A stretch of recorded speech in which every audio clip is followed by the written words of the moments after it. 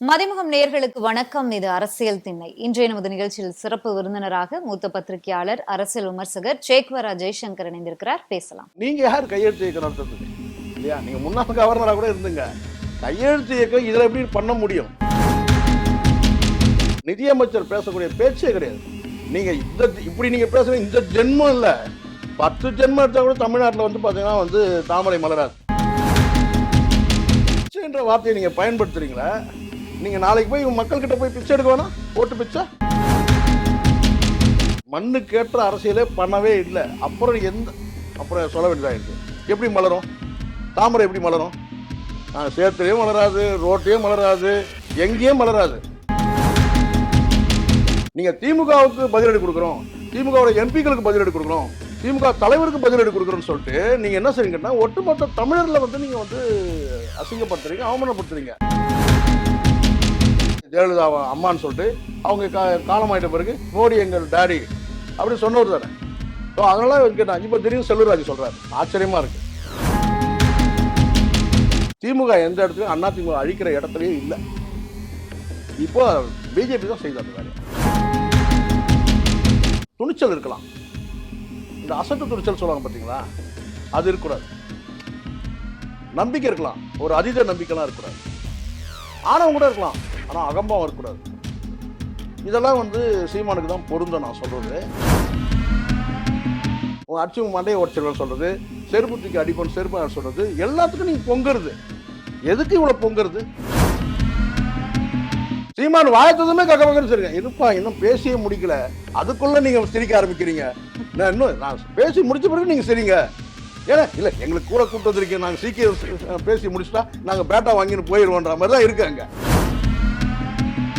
ஆவேகான்ற கட்சி தொடங்கின பிறகு இவங்களுடைய வாக்கு சதவீதம் கண்டிப்பா குறைதான் இருக்கு. உங்க இலக்கு நான் கேட்டீங்கன்னா அடுத்தது பொதுச் செயலாளர் யாரை கேட்டீங்கன்னா கையல்விழியை கொண்டு வரணும். சீமான் வேணா மசுறு பிசுறுன்னு சொல்லியிருக்கலாம். ஆனா எந்த இடத்துலயும் பாத்தீங்கன்னா நாம் தமிழருக்கு ஒரே ஒரு தம்பி கூட கேட்டா காளியம்மன் தப்பா பேசுவாங்க. கேவலமான பேச்சு பேசும்போது கேட்டா வீரப்பன் பொண்ணு உட்காந்து பார்த்து சிரிச்சிட்டு இருக்குது. பிஜேபியில இருந்துட்டு இவ்வளவு நாள் ஏதோ ஒரு காரியத்துக்காக வந்தீங்க. அதுக்கப்புறம் அங்க நீங்க கொடுக்குற ஆக்டிங் பாத்தீங்கன்னா வேற லெவலில் இருக்கு ஆக்டிங். 4 காளை மாடுகள் மாதிரி பாத்தீங்கன்னா ஆளாளுக்கு பில்லு மேயற இடத்துல இருக்கிறாங்க. சரிங்களா? அது அதிமுக இருக்கட்டும், தாவேகா இருக்கட்டும், என்டிஏவா இருக்கட்டும், நாம் தமிழர் இருக்கட்டும். நாம் தமிழர் சீமான் தனித்து போட்டின்னு தான் சொல்றாரு. கூட டிஎம்கேக்காக டேமேஜ் பண்றதுக்காக உருவாக்கப்பட்ட அந்த விஜய் கேட்டா இனி பயனற்று போயிடுவாரு. அதான் உண்மை.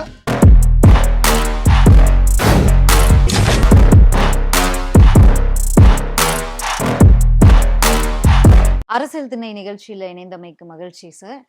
தமிழகமே பரபரப்பா போயிட்டு இருக்கு 2 தினங்களாக. முதல்ல நிதிநிலை அறிக்கை, அடுத்து வேளாண் பட்ஜெட்.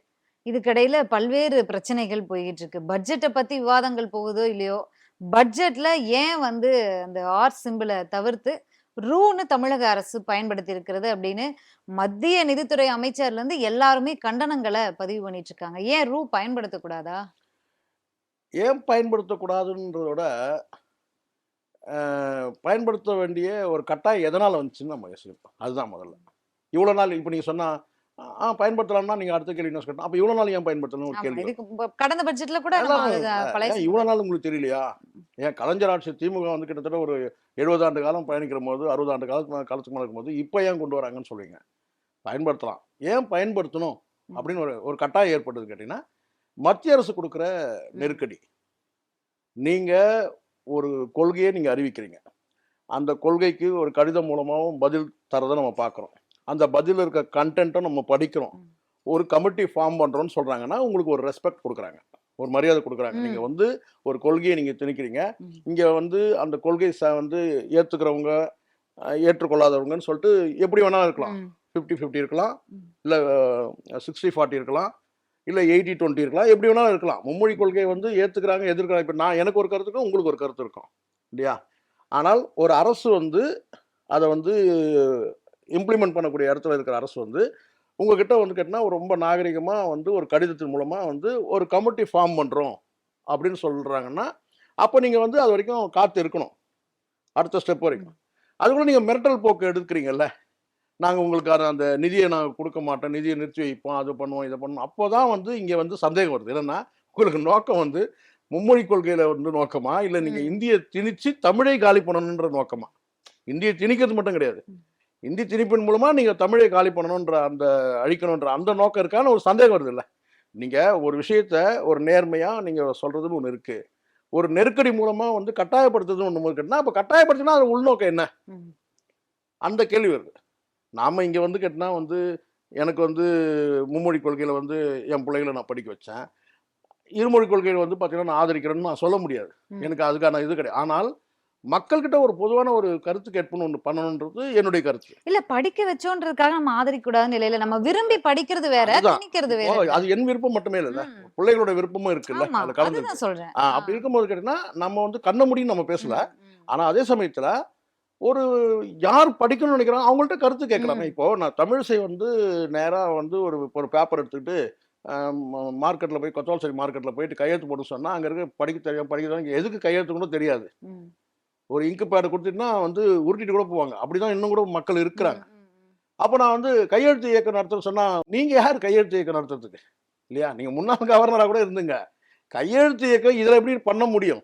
இல்ல ஒரு அரசு 7,00,000 பேர் கையெழுத்திட்டு இருக்காங்க. அதனால மக்கள் இது விருப்பத்த நிறைவேற்றணும். அடிப்படையில தமிழிசை அவர்கள் பண்ணது தப்பு. அந்த கைது கூட வந்து நடவடிக்கை கூட பார்த்தீங்கன்னா, அவங்களுக்கு தேவையற்றது அவங்க தான் ஏற்படுத்தியிருந்தாங்க. ம். ம். அரசு இங்க வந்து உங்களுக்கு மத்திய அரசுக்கு கடிதம் குடுக்கும்போது, நாங்க ம். ஒரு கமிட்டி ஃபார்ம் பண்றோம். அந்த கமிட்டி வந்து பார்த்தீங்கன்னா வந்து அதுக்கான வந்து அந்த கணக்கெடுப்ப செய்யும். ம். மக்களுடைய விருப்பத்த வந்து கேட்கறதுக்காக தான் அது வந்து அந்த அந்த ம். கடிதத்த குடுக்குறாங்க.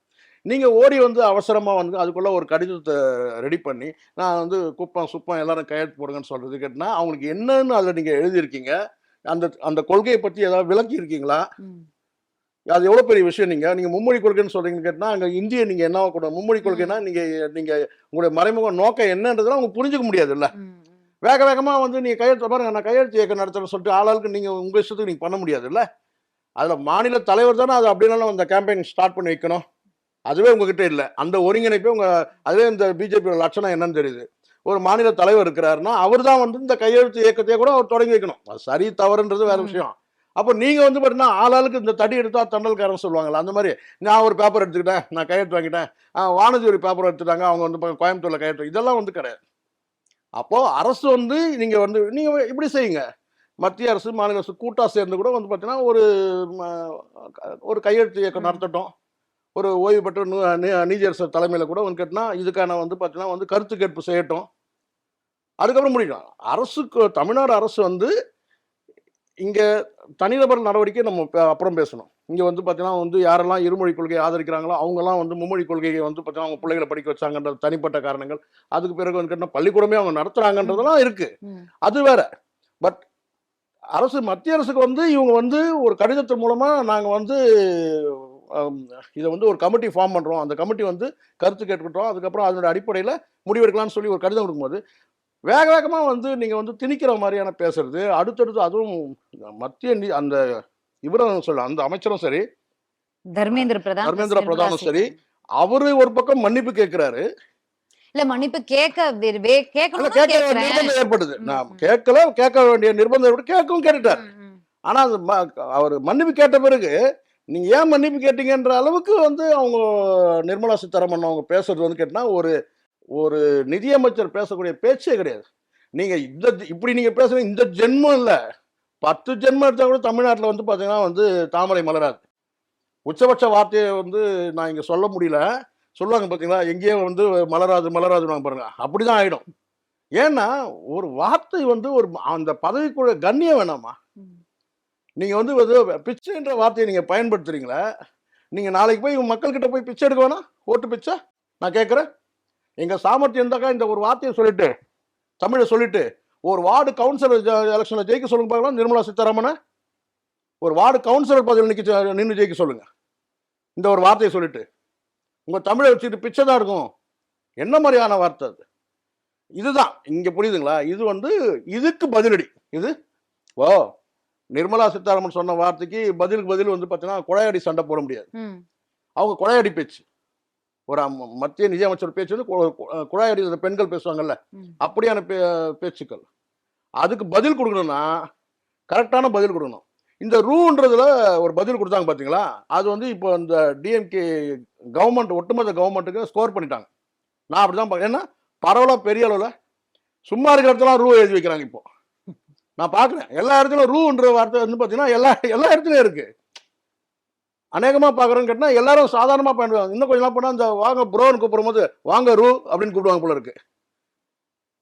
அப்படிதான் இருக்கு. அதனால இந்த அரசுக்கு சரியான முடிவு இது. இந்த பட்ஜெட் தொடர்பான விவாதங்களே இல்லாம போயிடுச்சு. பட்ஜெட்ல வந்து மக்களுக்கு பயனுள்ள பட்ஜெட்டா குடுத்துருக்காங்களா? என்னென்ன நல்ல திட்டங்கள்லாம் வந்திருக்கு? ஆக்கப்பூர்வமான விவாதமே இல்லாம இந்த பிரச்சனையே பேசும் பொருளாக ஆயிருச்சு. தமிழ்நாடு அரசுக்கு பொறுத்த வரைக்கும் ஓரவஞ்சனை இவங்க செய்யறாங்கன்றது எல்லாருக்கும் தெளிவா தெரியும். ம். எப்ப இது ஆரம்பிக்கும் போதே கேட்டா எல்லாருக்கும் தெரியும். கேட்டா தமிழ்நாடு அரசு கேட்டா இப்போ இல்ல, இந்த நிதியாண்டு கடந்த நிதியாண்டும் சரி தொடர்ச்சியா வந்து இங்க வந்து நம்மள ஓரவஞ்சன பார்வையில தான் பாக்குறாங்கன்றது நல்லா தெரியும். இந்த அரசா இருக்கிறதுனால வந்து கேட்டா அதுக்கு வந்து தகுந்த பதிலடி கொடுக்குறாங்க. இதோட விளைவு என்ன தெரியுமா? வெளிப்படையா நம்ம சொல்லிதான் ஆகணும். ம். என்னன்னு கேட்டா நமக்கு நிதி சுமை அதிகமாகும் போது கடன் சுமை அதிகம். கடன் வாங்க. ஆமா. இன்னைக்கு எல்லாரும் சொன்ன 10 லட்சம் கோடி கடன் ஏன் ஆச்சு? ஏன் ஆச்சுன்னா உங்ககிட்ட இருந்து அந்த ஓரவஞ்சனை இருக்குல்ல. ம்.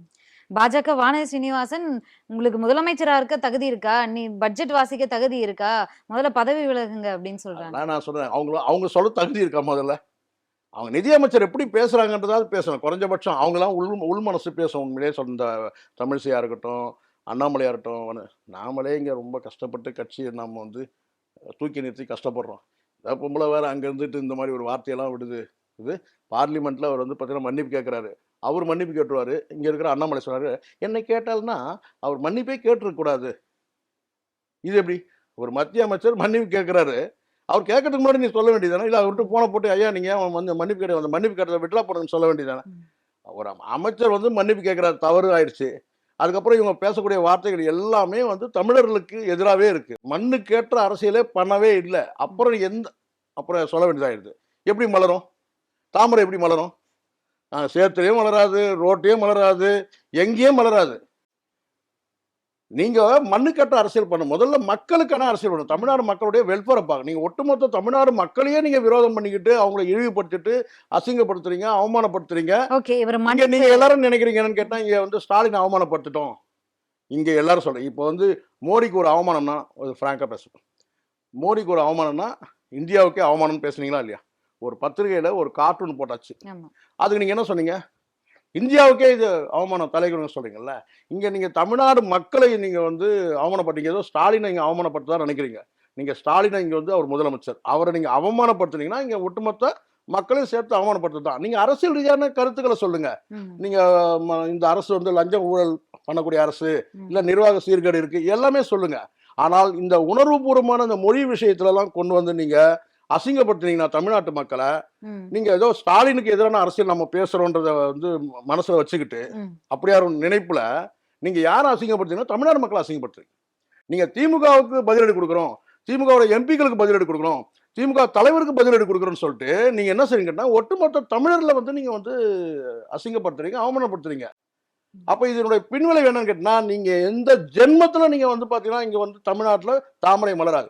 நீங்க உங்களை இன்னும் சொல்ல போனா நீங்க வந்து அரசியல்ல வந்து பாத்தீங்கன்னா நீங்க வந்து பின்னுக்கு தள்ளப்பட்டு யாருமே உங்ககிட்ட கூட்டணிக்கு வந்து அணுக முடியாத ஒரு சூழலாயிடும். இதே மாதிரி போக்கு இருந்ததுன்னா கூட்டணி கூட குறைஞ்சபட்சம் இருக்கிற கூட்டணி 1-2 இந்த பாட்டாளி மக்கள் கட்சி எல்லாம் இருக்கிறாங்கல்ல. தப்பா பேசுறீங்க சார். பாஜக மாநில தலைவர் என்ன சொன்னாரு 4 நாளைக்கு முன்னாடி? பாஜகவோட கூட்டணி வச்சதுனாலதான் எங்களுக்கு ஓட்டே கிடைக்கல, நாங்க தோத்ததுக்கு காரணமே பாஜக தான் சொன்னவங்க இன்னைக்கு எங்கிட்ட வந்து கெஞ்சிட்டு இருக்காங்க கூட்டணிக்குன்னு சொன்னாரு. உடனே அவர் யாரும் சொன்னாரும் சொல்லவே இல்லை. ஒண்ணு இன்னொரு விஷயம் கேட்டீங்கன்னா நீங்க கடந்த காலத்துல அப்படியே கூட அவர் சொல்லிட்டாருன்றதுக்காக இன்னொருத்தர் வந்து சொல்லிருக்காரு அவர் எங்களை சொல்லலன்றது அது ஒரு பக்கம், அது அப்புறம் பேசுவோம். அதுக்கு முன்னாடி இன்னொன்னு சொல்லுவோம். நான் சொல்றேன். இப்போ நான் கேட்கறவங்கள்ட்ட யார் வந்து யாரை தேடி போனாங்க? டாக்டர் அன்புமணியும் டாக்டர் ராமதாஸ் அவர்களையும் சந்திக்க போனது யாரு? இரவோட இரவா எல்முருகனும் அண்ணாமலையும் போனாங்களா? இல்ல அவங்க 2 பேரும் வந்து பாத்தீங்கன்னா இவங்களை தேடினாங்களா? எல்லாருக்கும் தெரிஞ்சது தானே இது. அண்ணாமலை சொல்றதெல்லாம் வந்து பாத்தீங்கன்னா சிலது வந்து பாத்தீங்கன்னா கூட்டணி வச்சதுதான் தோத்தோன்னு சொன்னது அவங்க இல்லையே, அதிமுக தானே சொன்னாங்க. நீங்க எல்லாரும் அவங்க மட்டும் இல்ல, நீங்க அதிமுக மட்டும் இல்ல, எல்லாரும் வெளியே சொல்ல முடியாம இருக்கிறாங்கம்மா. ஏதாவது எப்படி அன்புமணி எப்படி வெளியே சொல்லுவாரு? இவனுக்கு கூட போய் கூட்டு அதிமுகவாவது சொல்ல முடிஞ்சது. இவங்களோட நாங்க கூட்டணி வைக்கலாம், இவங்க ஜெயிச்சிருக்க மாட்டாங்களா கூட சொல்லியிருக்காங்க. ம், அன்புமணி சொல்லியிருக்காரு. ம், ம். ஏடிஎம் கூட நாங்க கூட்டணி வைக்கலன்னா அவங்க ஜெயிச்சிருக்க மாட்டாங்கலாம் சொன்னாரு. எங்க தயவுல தான் தயவுல தான் அப்படின்னு. ஜெயிச்சாங்க. ஆனா அதே இங்க சொல்ல சொல்லுங்க பார்க்கலாம். இவங்க வாங்கின ஓட்டே வந்து எங்க தயவுல தான் சொல்ல சொல்லுங்க பார்க்கலாம். ஆனா உண்மை அதுதான். ம், உண்மை அதுதான். பாட்டாளி மக்கள் கட்சியோட சேர்ந்து பயணிச்சனால தான் இந்த ஓட்டாவது இவங்க வாங்கினாங்க. இப்போ நான் சொல்றேன், எல்லாருக்கும் ஒரு கணக்கு இருக்கு. எல்லாருக்கும் இருக்கு. இப்போ கூட திமுக என்ன நினைக்குது நானே சொல்றேன். ம். எப்படியாவது இந்த பிஜேபி மெல்ல மெல்ல அப்படி தள்ளி ஏடிஎம் கூட அலைன்ஸ் ஆக்கிடணும் அப்படிதான் நினைக்கிறாங்க. ஒருபோதும் விஜய் வேற வந்து வேற கஷ்டமே பட வேணாம் இது அப்படின்னு உண்மை. நினைக்கிறாங்க. இதெல்லாம் நான் தான் சொல்ல முடியும், வேற யாரும் சொல்ல மாட்டாங்க. ஏன்னு கேட்டீங்கன்னா எனக்கு எந்த சாயமும் இல்லாம இருக்கிறேன், வெள்ளையா இருக்கிறேன், எனக்கு எந்த சாயமும் கிடையாது, எந்த கட்சியும் கிடையாது. மற்றவங்க எல்லாம் வந்து காலையில ஒண்ணு வந்து ஒரு உருட்டு உருட்டாங்க, சாயந்தரம் ஒரு உருட்டு, காலைல 10 ஒரு மூத்த பத்திரிகை காலைல வந்து 15% தாவேக்கான்றாரு, அடுத்து இன்னொரு ஒரு மணி நேரத்துல இன்னொரு மீடியால போய் உட்காந்து 10% தான் வாங்கன்றாரு. எனக்கு அந்த நெருடலே கிடையாது. நான் சொல்றேன், அதிமுகவோட தாவேக்கா போய் சேர்ந்துடக்கூடாதுன்றது ஒரு ஒரு நிலைப்பாடு இருக்கு. ம், அதுக்கான வேலைகளை செய்யறாங்க. ம். ஆனா அதே சமயத்துல கேட்டீங்கன்னா எப்படியாவது வந்து பிஜேபியை வந்து கொண்டு வந்து அதிமுக சேர்த்துட்டாங்கன்னா நமக்கு வேலை சுலபமாயிடுச்சு. பிரச்சாரங்கள் வந்து வலிமையா பண்ண முடியும். அதிமுக எதிராக பிரச்சாரம் பண்ணலாம். அதைத்தான் எடப்பாடி எப்படியாவது ஏன் இவங்க வந்து நம்ம வந்து பிஜேபி நம்மளோட வந்துடக்கூடாதுன்றதுல அவர் ரொம்ப தெளிவா முனைப்பா இருக்கிறாரு. ஆனா பாவம் அவரால் முடியல. இபிஎஸ் தெளிவா இருக்கிற என்னன்னா ம். பிஜேபி நம்மளோட வந்தாக்கா நம்ம கட்சி காலியாயிரும்பா. ஆனா மற்றவங்களுக்கு என்னன்னு கேட்டீங்கன்னா அதை பத்தி இல்லை, அவங்களுக்கு பிரச்சனை அவங்களுக்கு. ம். சிவி சண்முகத்தை தனியா நீங்க கூப்பிட்டு கேட்டீங்கன்னா கண்டிப்பா அவர் சொல்லுவார். கேட்டீங்கன்னா பிஜேபி வந்தா நம்ம நாசமா போயிடும்னு சொல்லுவார். அவர் உள் மனசு எனக்கு தெரியும். நான் சொல்றேன், பிஜேபியை வந்து உண்மையா கடுமையா எதிர்க்கிறது யாருன்னு கேட்டீங்கன்னா, வலிமையா எதிர்க்கிறது கேட்டீங்கன்னா, அவர் அன்னையிலிருந்து இன்னைக்கு வரைக்கும் சிவி சண்முகம் வந்து பிஜேபியை வந்து எதிர்ப்பு நிலையில தான் இருக்கிறார். அதே சமயத்துல சின்னமா எதிர்ப்பு நிலையிலும் ஸ்ட்ராங்கா இருக்கிறது அங்க யாருன்னு கேட்டீங்கன்னா ஒரே ஒரு நபர் சிவி சண்முகம் மட்டும்தான். அது எனக்கு நல்லா தெரியும். ஒரு அனுமானம் தான், ஒரு யோகமா கூட சொல்றேன், அவர் அப்சர்வ் பண்ண வரைக்கும் சொல்றேன். போல்டா எதிர்க்கிறதுனா சண்முகம், சிவி சண்முகம் மட்டும் தான். ஆனா இபிஎஸ்க்கு அதே நிலைப்பாடு தான், வெளியே சொல்ல முடியாது. ம். இவங்களோட கூட சேர்ந்தோம்னா நம்ம கட்சி காலியாயிரும். மற்றவங்களுக்கு என்ன பிரச்சனை? இப்போ ராஜேந்திர பாலாஜிக்கு என்ன பிரச்சனை? அவர் சிபிஐ வழக்கு போட்டிருக்கு, அவருக்கு அந்த கேஸ் இருக்கு. எங்க சொல்ல சொல்லுங்க பார்க்கலாம். ம். மோடி டேடின்னு சொல்லி முதல்ல அசிங்கப்படுத்து அவர் தானே. மோடி தான் எங்க ஒரு daddy. பக்கம் வந்து வந்து ஜெயலலிதா அம்மான்னு சொல்லிட்டு அவங்க காலமாயிட்ட பிறகு மோடி எங்கள் டேடி அப்படின்னு சொன்னவர் தானே. ஸோ அதனால கேட்டான். இப்போ திடீர்னு செல்லூர்ராஜ் சொல்றாரு, ஆச்சரியமா இருக்கு. செல்லூர்ராஜ் என்ன கேட்டா வந்து பெரும்பான்மையான தொண்டர்கள் பிஜேபியோட கூட்டணி விரும்புறாங்க. ஆமா ஆமா 90%. என்ன பேச்சு இது? எந்த தொண்டர் வந்து இவங்ககிட்ட வந்து சொன்னாங்க? மனசாட்சி வேணாமா? அதை வந்து உடனே முன்மொழிகிறது யாரு கேட்டீங்கன்னா, அந்த கட்சிக்கு சம்பந்தமே இல்லாத அமமுகல இருக்கிற வந்து டிடிவி வந்து பாத்தீங்கன்னா அது வந்து அதை வந்து முன்மொழிகிறார். முதல்ல இந்த அதிமுக பாஜக கூட்டணி உடைந்தது அப்படின்னு அறிவிச்சப்போ பட்டாசு வெடிச்சு கொண்டாடினாங்களே சார். அப்ப அவங்களாம் தொண்டர்கள் அதான் இல்லையா? நான் கேட்கிறேன். இல்ல தொண்டர்கள் காமனா சொல்றீங்க, பொதுவா சொல்றீங்கல்ல, எந்த தொண்டருக்கும் அவனுக்கு சொன்னாங்க? செல்லூர்ராஜ் நான் கேட்கிறேன். இதை விட நான் என்ன சொன்ன கேட்டா, உங்களுக்கு ஏதோ ஒரு பிரச்சனை இருக்கு. என்னன்னு கேட்டீங்கன்னா, நான் சொல்றேன் பாருமா, அவரு கூட்டுறவுத்துறை அமைச்சரா இருந்தார். யாரு? செல்லூர்ராஜ். இந்த ஆதரிக்கிற அந்த அமைச்சர்கள்லாம் பாருங்களேன், இது பிஜேபியை வந்து பிஜேபியோட கூட்டணி வைக்கணும்னு சொல்லி விரும்புற அந்த நபர்கள்லாம் நீங்க பாருங்களேன். இப்போ சிவி சண்முகத்திட்ட கை வைக்க முடியாது, ம். ஏன்னா ஸ்ட்ராங்கா இருக்கிறாரு. இவங்கெல்லாம் கேட்டா கூட்டுறவுத்துறை அமைச்சரா இருந்தவர் செல்லூர்ராஜ். அவருக்கு என்னன்னு கேட்டீங்கன்னா, அங்க ராஜேந்திர பாலாஜி மேல அங்க கை வச்ச உடனே அடுத்த செகண்ட் கேட்டா இவருக்கு உதறல ஆரம்பிச்சு. யார்? செல்லூர்ராஜுக்கு. இதான் உண்மை. ஏன்னா கடந்த முறை அவரு கூட்டுறவுத்துறை அமைச்சராக இருந்திருக்கிறாரு. பல பிரச்சனைகள் அங்க இருக்கு. அதே பிரச்சனை வந்து பாத்தீங்கன்னா, அந்த பால்கோவா சாப்பிட்டதுல இருந்து எல்லா பிரச்சனையும் வந்து பார்த்தா ராஜேந்திர பால்கோவாஜிக்கு இருக்கு. இதான் உண்மை. அது ராஜேந்திர பாலாஜி கிடையாது, அவரு ராஜேந்திர பால்கோவாஜி. அப்படிதான் வந்து இன்னும் கூட அவருடைய ஃபைல் அந்த கடந்த காலத்தில் நடந்த அந்த பல பிரச்சனை, ஆவியில் நடந்த ஊழல்கள்லாம் முதலமைச்சர் டேபிள்ல இருக்கு. இப்போ இவங்களுக்கு என்னன்னு கேட்டீங்கன்னா, இன்னொரு பக்கம் இந்த அமலாக்கத்துறை, சென்ட்ரல் கவர்மெண்ட். இப்போ நான் சொல்றேன், நீங்க என்ன வேணா சொல்லுங்க, திமுக எந்த இடத்துலயும் அதிமுக அழிக்கிற இடத்துலயே இல்லை. இப்போ பிஜேபி தான் செய்யுது அந்த வேலையை. சென்ட்ரல் பிஜேபி அந்த வேலையை வந்து செய்து ஒவ்வொருத்தரையும் நசுக்கிறாங்க, ஒவ்வொருத்தரும் பிரிக்கிறாங்க. அதிமுக ஒருபோதும் வந்து பிஜேபியோட கூட்டணிக்காக நாங்க ஒன்றும் ஏங்கி தவிக்கலங்க, எங்களுக்கு கூட்டணி இல்லைன்னு சொல்ல. 6 மாசம் டைம் இருக்குன்றாரு. ஏன் இந்த தடுமாற்றம்? சொல்லலன்னு சொல்லலாம், ஆனா கூட்டணிக்கு இன்னும் 6 மாசம் இருக்குன்றாங்க. 6 மாசம் கழிச்சு அப்ப அதுலயே கொஞ்சம் அந்த சுருதி குறைஞ்சிருச்சு இல்ல, அந்த வீச்சு இல்ல. இதே கருத்தை தான் அண்ணாமலை அததான் இப்போ அழகா டிஎம்கே வந்து அழகா காய் நகர்த்துறாங்க. தாவேக்காவும் அதிமுகவும் இணைஞ்சாக்கா அங்க உயிர் கொடுக்குற இடத்துல நிச்சயமா நான் சொல்றேன், இந்த இடத்துல சில வெளிப்படையா நம்ம சொல்லிதான் ஆகணும். அல்ல, விஜய் வந்து ஒரு 5% வாங்கினா கூட 5% வாங்கினா கூட பார்த்தீங்கன்னா அதிமுக உயிர் கொடுக்குற இடத்துல வந்து கண்டிப்பா வந்து விஜய் இருப்பார். மக்களுக்கான அரசியல் இப்போ பேசுறத தவிர்த்து இதே போயிட்டு இருக்கு. நம்ம அதிமுக பேசுனதுனால செங்கோட்டையன் அவர்களுடைய ஆதங்கம், மேடை பேச்சுகள், ஜெயலலிதா அம்மா பேசிய அந்த வீடியோ ஆதாரங்கள் அப்படின்னு தொடர்ச்சியா போயிட்டே இருக்கும்போது, தொடர்ந்து எடப்பாடி அவர்கள சந்திப்பத தவிர்த்துட்டே வராரு. 2 தினங்களாக சபாநாயகர் அவர்கள சந்திச்சிருக்காரு. இங்க என்னன்னா, கட்சி வந்து அழியிறதுக்காக நான் முதல்ல ஒரு விஷயம் நான் சொல்லிடுறேன். இப்போ இந்த சட்டசபையில வந்து ஜெயலலிதா அவர்களுக்கும் திமுக அதான் கடந்த ம், காலத்துல ம். அதிமுகவுக்கும் வந்து திமுகவுக்கும் வந்து உள்ள ஒரு பெரிய ஒரு தள்ளுமுள்ளு நடந்து உங்களுக்கு தெரியும். வந்து தெரியும். ம், சட்டமன்றத்துல. ம். அப்போ வந்து எப்படி அறியப்படுறாரு? செங்கோட்டையன் வந்து ஒட்டுமொத்த தமிழக மக்களால் ஒரே ஒரு ஓவர் என்ன சொன்னா ஒரு ஒரு ஒரு ஒரு கேட்டா ஒரு பிற்பகல்னு நினைக்கிறேன். அது நடந்த சம்பவம் வந்து ம், முற்பகலா, பிற்பகலான்னு தெரியல. ம். ஒரே ஒரு நாள் அவர் வந்து பார்த்தீங்கன்னா, ஒட்டுமொத்த மீடியாக்கள் நான் சொல்றது அன்னைக்கு இந்த மாரி டிஜிட்டல் புரட்சிலாம் அப்ப ஆமா. கிடையாது. பேப்பர், பிரிண்ட் மீடியால தான். செய்தித்தாள். ஃபுல்லா வந்ததுக்கு காரணம் கேட்டீங்கன்னா, பட்ஜெட் உரை. ம், இதே காலகட்டத்தில எப்படி சரித்திரம் மாறுது பாருங்க. ம், இதே பட்ஜெட் உரை தாக்கல் பண்ணும்போது, அந்த பட்ஜெட்ட தூக்கி முகத்துல தூக்கி வீசி எறிகிறார் கலைஞர் முகத்துல. ம், அப்ப கலைஞரோட கண்ணாடியில இந்த இடத்துல வந்து முகத்துல அடிபட்டு, மூக்குல இந்த இடத்துல படுது. அந்த கண்ணாடி மேல படுது. அப்பதான் அங்க ஃபைட் நடக்குது. ம், அந்த சண்டை வந்து அந்த அமளி துமளி ஆரம்பத்தோட முதல் புள்ளி எதுன்னு கேட்டீங்கன்னா, செங்கோட்டையன்றவர் அப்பதான் அறியப்படுறாரு. ம். யார் வேணாலும் நீங்க கேட்டு தெரிஞ்சுக்கலாம். சட்டசபையில ஏற்படுற அந்த அமளி துமளி அந்த கலாட்டா இருக்குல்ல, அடிதடி ஆரம்ப பிரச்சனை. புள்ளி அவர்தான். அங்க தான் அவன்கிட்ட இவருன்னு கேட்டா அந்த பட்ஜெட் உரைய தூக்கி வீசி எறியறாரு. அப்போ வந்து முகத்துல வந்து கலைஞர் முகத்துல வந்து படுது. இது ஜெயலலிதா அவருக்கு ஏதோ ஒரு கேள்வி கேட்குறாங்க. அந்த கேள்வி பதிலெல்லாம் நீங்க என்ன கேட்காதீங்க. ம், ஒரு கேள்வி வந்து ஜெயலலிதா வந்து எழுந்து நின்னு பேசும்போது கேட்டீங்கன்னா, அது கலைஞர் சொல்லக்கூடிய ஒரு பதில். அதைத் தொடர்ந்து தான் வந்து அங்க அமளி துமளி. அப்போ ம், வந்து கலைஞர் மீது இந்த பட்ஜெட் உரைய தூக்கி போடுறாரு. அன்னைக்கு ஒரு இளைஞர் ம், செங்கோட்டையன். அன்னைக்கு தான் ஒட்டுமொத்தமா வந்து கொங்கு மண்டலத்துல முத்துசாமிய தான் அடையாளம் தெரியும். ம், இப்ப அமைச்சரா இருக்காரு இல்லையா? ம், ம், ம். அப்போ வந்து திமுகல கேட்டா, இருக்காரு. அடுத்ததா செங்கோட்டையன் அறியப்படுறாரு. அன்னையிலிருந்து செங்கோட்டையனுடைய அரசியல் வாழ்க்கை ஏறுமுகம். ஜெயலலிதா அவர்களுக்காக அவர் செய்த அந்த நடவடிக்கை வந்து அந்த அம்மாவும் பாராட்டுறாங்க. அடுத்தடுத்து அவருக்கு அமைச்சர் பதவி, ம், அப்படியே வந்து போக்குவரத்துறை அமைச்சர் பதவி தான் குடுக்குறாங்க போல ம், நினைக்கிறேன். ம், அப்படியே வந்து அவர் ஏறுமுகம் தான். இன்னைக்கு ஒரு மூத்த தலைவர். ம், 2வது வந்து செங்கோட்டையன் அவர்கள் சொல்லும்போது ஒரு விஷயத்த நான் பதிவு பண்றேங்க. என்னன்னு கேட்டா, யார் வந்து இந்த அம்மா சிறைக்கு போகறதுக்கான அந்த வேலைகள் நடந்துட்டு இருக்கும்போது, ம், யார் வந்து அடுத்தது கேட்டா ஓபிஎஸ்ஸா?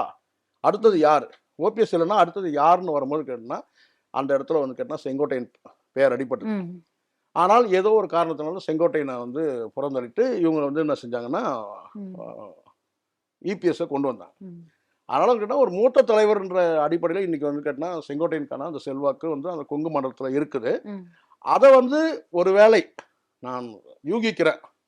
மற்றவர்கள் சொல்ற மாரி யூகிக்க முடியாது. நான் நேர்மையா யூகிக்கிறேன். என்னன்னா, செந்தில் பாலாஜியோட இது ஒரு உள்ளடி வேலையா இருக்கலாம். ம், ஒரு கருத்து வேற்றுமை வரும்போது, ஒரு ஒரு விரிசல் வரும்போது, ம், அந்த விரிசல்ல வந்து பார்த்தீங்கன்னா, இன்னொரு 3வது நபர் வந்து எந்த உறவாக இருந்தாலும் 2 உறவுகளுக்கு மத்தியில் ஒரு விரிசல் ஏற்படும்போது, அந்த 3வது நபர் அங்க வந்து உட்கார்ந்து அந்த விரிசல கொஞ்சம் அகலப்படுத்துவாங்க. அந்த வேலைய வந்து வெற்றிகரமா வந்து செந்தில் பாலாஜி அவருக்கு குடுக்கப்பட்ட அசைன்மென்ட். அங்க பிஜேபியில அதிமுகல முரண்படுறவங்கள கொண்டு வந்து இங்க சேர்க்கிற வேலை, அதுவும் குறிப்பா கொங்கு மண்டலத்தில உங்களுக்கு தெரியும். வலுவாக செல்வாக்கு இருக்கு. வலுவா இருக்கு அதிமுக. அந்த இடத்துல இருந்து ஒருத்தர் வந்து வந்தா நல்லது தானே! அப்படின்னு கேட்டா, எனக்கு ஒரு யூகமா நான் நினைக்கிறேன். இவர் பிஜேபிக்கு போற ஆள் அந்த அளவுக்கு அனுபவம் இல்லாதவர் கிடையாது செங்கோட்டையன்.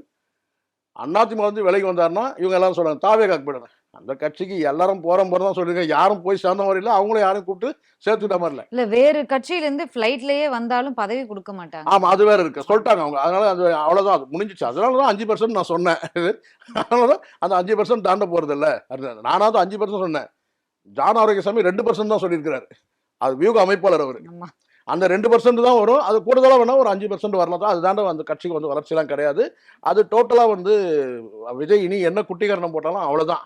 நாம் தமிழர் கட்சி ம். தலைமை ஒருங்கிணைப்பாளர் சீமான் ஒரு வழக்குல சிக்கியிருந்தாரு. அந்த வழக்கு வந்து சமரச பேச்சுவார்த்தைக்கு நீதிமன்றம் அறிவுறுத்தியிருந்தது. அதனுடைய தற்போதைய ஸ்டேட்டஸ் என்ன சார்? அதாவது ஒரு கட்சி வந்து இந்த நாம் தமிழர் கட்சி இப்பவும் கூட நான் சொல்றேன். ஒரு நல்ல கட்சி. நல்ல அருமையான தொண்டர்கள்லாம் இருந்தாங்க. ம். இருந்தாங்க. படை தளபதிகள்னே நிச்சயமா, சொல்லலாம். நிச்சயமா இருந்தாங்க. ம். ஆனால் வந்து சீமான் மிஸ் பண்ணிட்டார். அவங்களெல்லாம் வந்து தவற விட்டார். ம். அதுக்கு காரணம் என்ன, அடிப்படையில் யார் காரணம் அப்படின்னு சொன்னா முழுக்க நீங்க முழுக்க தான் இப்படி சொல்றீங்க, அவர் இலை தலைகள் தான் சொல்லிட்டு இருக்காரு. அதுதான் என்ன இங்க சார் நீங்க? சிக்கலே அதுதானே. ம். ஒரு ஆஹ், எப்படி சொன்னா துணிச்சல் இருக்கலாம், இந்த அசட்டு துணிச்சல் சொல்லுவாங்க பார்த்தீங்களா, அது இருக்கக்கூடாது. நம்பிக்கை இருக்கலாம், ஒரு அதீத நம்பிக்கைலாம் இருக்கக்கூடாது. ஆணவம் கூட இருக்கலாம், ஆனால் அகம்பாவம் இருக்கக்கூடாது. இதெல்லாம் வந்து சீமானுக்கு தான் பொருந்தும் நான் சொல்றது. ம். என்ன வந்து என்ன கடுமையான விமர்சனம் பண்ணாலும் நான் ஒரு விஷயம் நான் சொல்றேன், நானும் இப்போ நான் சொல்றேன், இந்த விஜயலட்சுமி விஷயம் இவ்வளவு ஏன் அரசியல் ஆக்கப்படுது? இப்போ இவர் சொல்றாருல்ல, இதை அரசியல் ஆக்குறாங்க, அரசியல், ஆனால் உண்மைதான். நீங்களாம் பேசாதுதான். இப்போ சேகோரை ஒரு வார்த்தை பேசுனா சேகோரை குடும்பத்தையே எழுப்பீங்க. நாங்கள் பார்த்துட்டு தானே இருக்கிறோம். அதெல்லாம் நாங்கள் அதை தொடச்சி போட்டு போயிட்டே இருக்கிறோம். அந்த இப்போ நாம் தமிழ் கட்சிக்கு ஏன் இவ்வளோ நெருக்கடின்னு கேட்டிங்கன்னா, அதில் பயணித்த பல பெண்களை வந்து இவங்க சாதாரணமாக விலகுன பிறகு இவங்க பேசுறது இருக்கு பாருங்க. பல ஆளுமைகள், பெண் ஆளுமைகளை வந்து அவங்க கட்சியில பெண் இருந்து மட்டும் இல்ல, விலகுனாங்கன்னா ஆனா இருந்தாலும் அவங்க குடும்பம் கண்டிப்பா பரம்பரை அதுக்கு வரைக்கும் பேசுறாங்க. உங்களுடைய அதான் உங்களுடைய தலைமையோட அந்த பண்பு என்னவோ அதுதான் உங்களுக்கு இருக்கும். பல பேருக்கு தெரியல அந்த தலைமை பண்பு என்னன்றதை இப்ப தெரிஞ்சுக்கிட்டாங்க. ம். சமீபத்துல சீமான் அவர்கள் வந்து விஜயலட்சுமியோட அந்த விஷயத்துல சீமான் அவருடைய பேசின பேச்சுக்கள் தான் பெரிய அளவு ரீச் ஆயிடுச்சு. விஜயலட்சுமி எத்தனையோ வீடியோ போட்டாங்க, அதெல்லாம் ரீச் ஆகல. சீமான் அவர்களுடைய அந்த 2 நாட்கள் பிரஸ் மீட். அந்த 2 நாட்கள் 3 நாட்கள் தொடர்ச்சியா 4 நாட்கள் இப்போ நான் கொஞ்சம் கழுவி ஊற்றின பிறகு தான் அவன் கேட்டினா மீடியாவை மீட் பண்ணுறதே இல்லை. நான் ஒரு மீடியாவில் பேசுகிறேன். எதுக்கு இந்த மீடியாவை காலைல மதியானம் சாயந்தரம் 3 வேளை வந்து பார்த்தீங்கன்னா கூப்பிட்டு உட்கார வச்சுக்கிட்டு ஒரு கேள்வி கேட்டால் 9 பதில், ஒரு கேள்வி கேட்டால் 9 பதில், அதை வந்து திட்டமிட்ட வராங்க. அப்பா சீமான் இருக்காருப்பா, அவர் போய் வாயை சார், கலந்து 9 பதில்ல 8 கேள்வி அவர் ரிப்போர்ட்டர் கேட்டிருப்பாரு. அதுதான் நீங்கள் எங்கேயோ யாரோ மனசு வலிக்கிற அளவுக்கு நடந்துக்கிட்டீங்க. ஒரே நாள் ஒரு தம்பி வந்து கேட்குறாரு, கரிகாலன்ற தம்பி வந்து ஒரு கேள்வி கேட்குறாரு, அடிச்சு மண்டையை உடச்சணும் சொன்னியா இல்லையா? அன்றைக்கே உனக்கு சனி பிடிச்சிச்சு. அந்த மாதிரி பேசக்கூடாது. உன் அடிச்சு உன் மண்டையை உடச்சிடுவேன்னு சொல்கிறது, செருப்பு தூக்கி அடிப்பேன் செருப்பு சொல்கிறது, எல்லாத்துக்கும் நீங்கள் பொங்குறது. எதுக்கு இவ்வளோ பொங்குறது? பொங்கி பொங்கி இப்போ எங்கே ஆயிடுச்சு பார்த்தீங்களா? அங்கே ஒன்றுமே இல்லை. பாத்திரத்தில் பொங்கி பொங்கி எல்லாம் வழிஞ்சு அங்கே வெறும் பாத்திரம் வந்து பார்த்தீங்கன்னா வந்து காஞ்சிட்டு கிடக்குது. இல்ல சார், அவரோட எல்லாரும் வெளியே போயிட்டாங்க. அதுல முக்கியமான நபர்கள், உணர்வுபூர்வமான நபர்கள் எல்லாரும் போயிட்டாங்க. எல்லாரும் போயிடுச்சு. யார் இருக்கிறாங்க அங்க? எங்கே இருந்து ஒரு 4 பேரை கூப்பிட்டு வரீங்க, 2 பொம்பளைங்களை 5 பக்கம் நிக்க வைக்கிறீங்க. அந்த சின்னம்மா வந்து ஒரு தடவை ப்ரெஸ் மீட்ல ஒரு லேடி பக்கத்துல இருந்து அப்படி தலையாட்டாங்களா, அப்படிதான் ஆட்டிட்டு இருக்குங்க பக்கத்துல. அங்கேயாவது சின்னம்மாவுக்கு ஒரே ஒருத்தர் தான் வந்தாங்க, ஒரு அம்மா வந்தாங்கல்ல. நீங்க அவங்களோட எல்லாம் கம்பேர் இல்ல பண்ணாதீங்க இல்ல சார். அப்படிதான் இங்க இருக்கு. என்னன்னு கேட்டா உருட்டுக்கட்டையோட ரெடியா 2 பேர்ல இருப்பாங்க. 4 பேர் ஏதாவது இவர் என்ன பிரச்சனை. சொல்றாரோ தெரியல.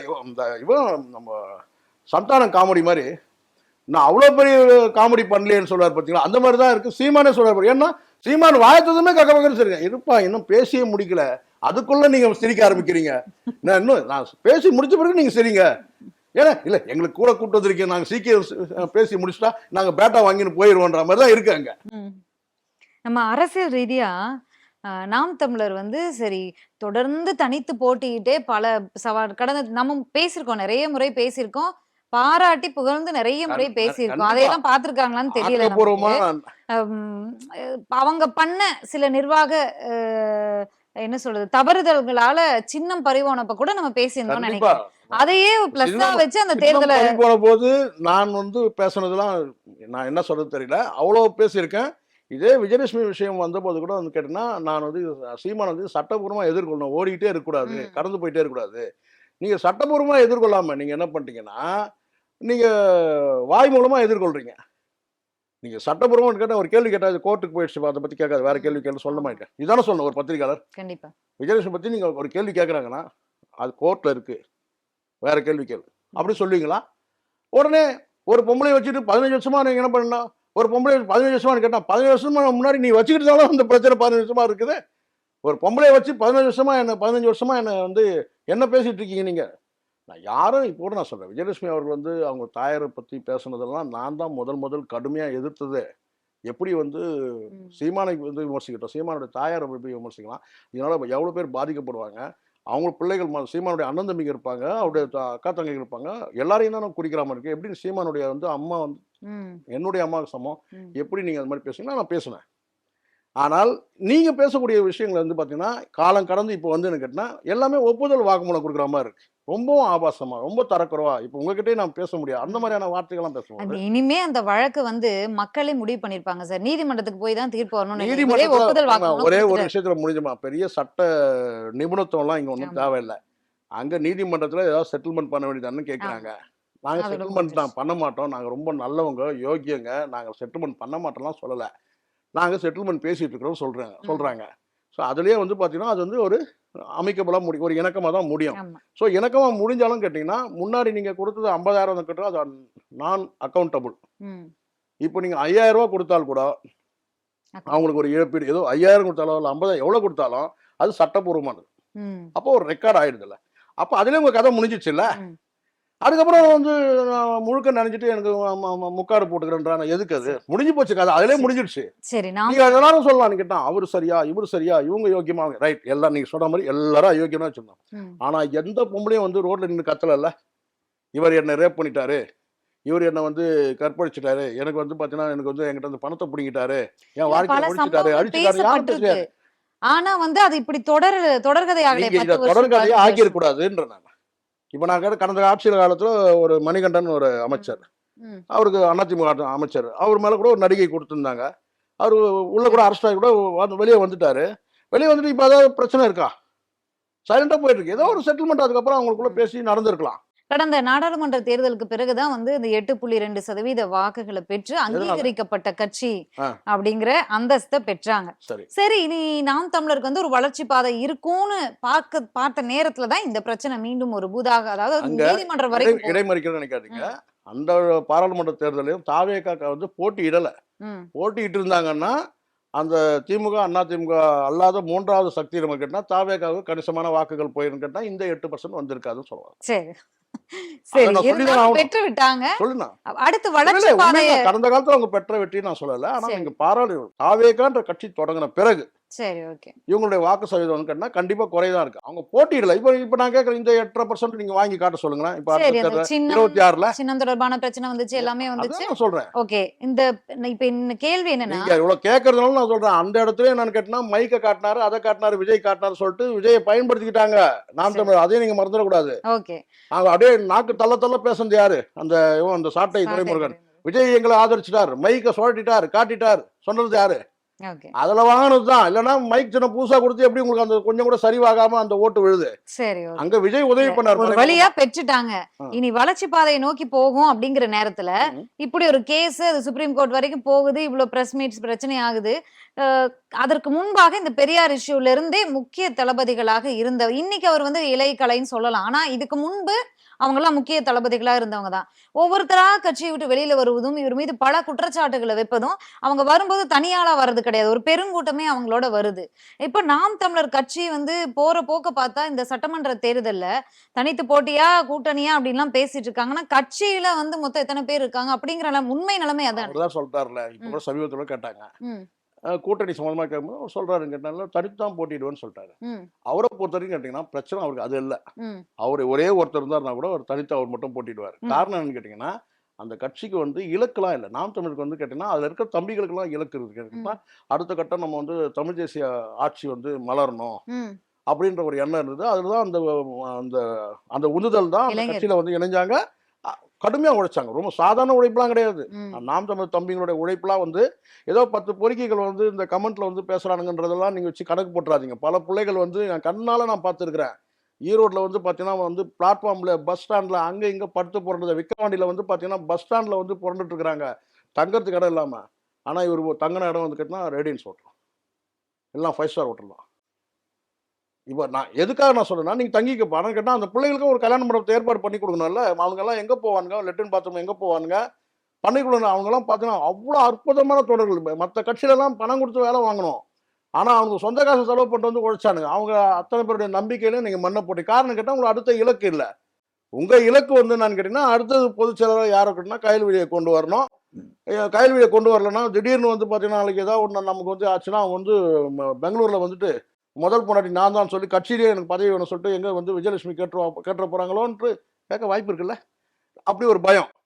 அதனால கேட்டால் வேக வேகமாக கொண்டு வந்து கயல்விழியை கொண்டு வரேன். கயல்விழியை கொண்டு வரும்போது கேட்டால் கயல்விழி அடிப்படையில் அவன் கேட்டால் அவங்களுக்கு வந்து தெலுங்கு மொழி பேசுகிறவங்கன்னு சொல்ல போகும்போது அந்த கட்சி அடிப்படையாக ஆட்டம் காணதில்ல. அப்போவே வந்து கலகலத்துருச்சு.